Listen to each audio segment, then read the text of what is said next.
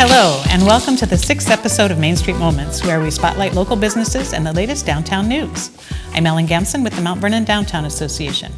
You can catch up with previous episodes of Main Street Moments, as well as other great local videos at tmvwatch.com. Be sure and subscribe to stay up to date with the latest happenings and highlights.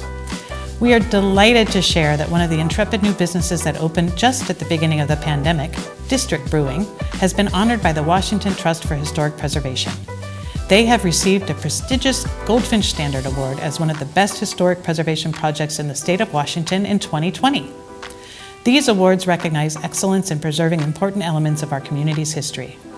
There's been several wonderful rehabilitations of iconic buildings over the last decade in downtown, and we are so grateful for property owners with the vision to revitalize these irreplaceable historic structures. Also in the news is Governor Inslee's announcement that from March 22nd, Skagit County, along with the rest of the state, will be entering into Phase 3, which is another important step forward towards a return to normal life and normal business. And now for our downtown spotlight. You guessed it. Congratulations, District Brewing, for your award, your tasteful renovations, and did I mention the delicious pizza and beer?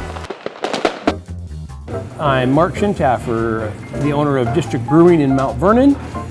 I chose Mount Vernon for a location after doing lots of looking at different buildings around the area. We wanted to find a place where breweries were still needed. I come from the Bellingham area, and as everyone knows, there's lots of breweries there. Probably can afford some more, but maybe not the best hunting ground if you're starting a new one.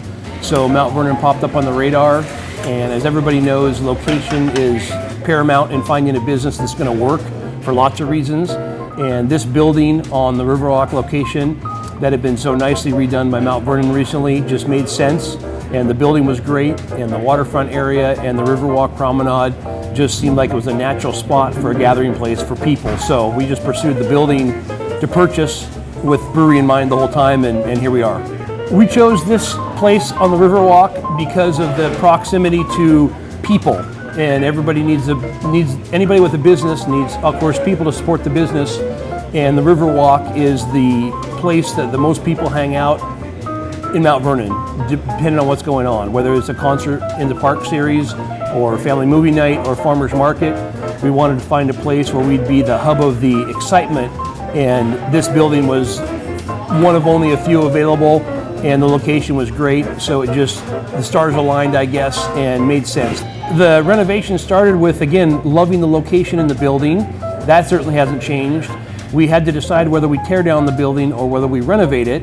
I love old things and old buildings, like to collect antiques, and old building renovations, if you're in the Seattle area perhaps, or even Bellingham, are some of the nicest locations you go to for a restaurant or any business really that's renovated in an old space. It keeps the old charm, and that's just kind of what people like these days, so it made sense.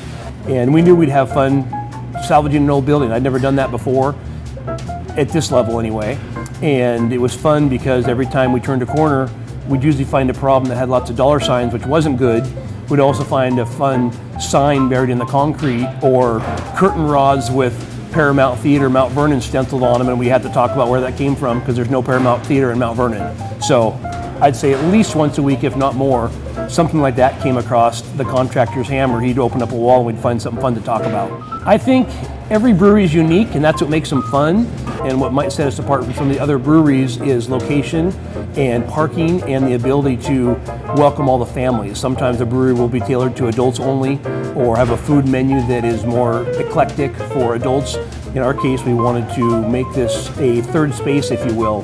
People have heard that talked about around Starbucks maybe before, where people have their home, their office, and their third space. So a place where they come to often and repeat again. Pizza just goes with beer. Pizza's fatty, and beer's a good accompaniment to pizza, and it's widely liked by everyone. We've got a ton of great things here that aren't pizza. We've got wings and sandwiches and lots of good appetizers. So again, our goal was to allow anybody who comes to the door to find something they enjoy, and not just enjoy, but want to come back again and try next time. And with enough variety, you can try a pizza every time you visit for a month, every day, and not run out of pizzas.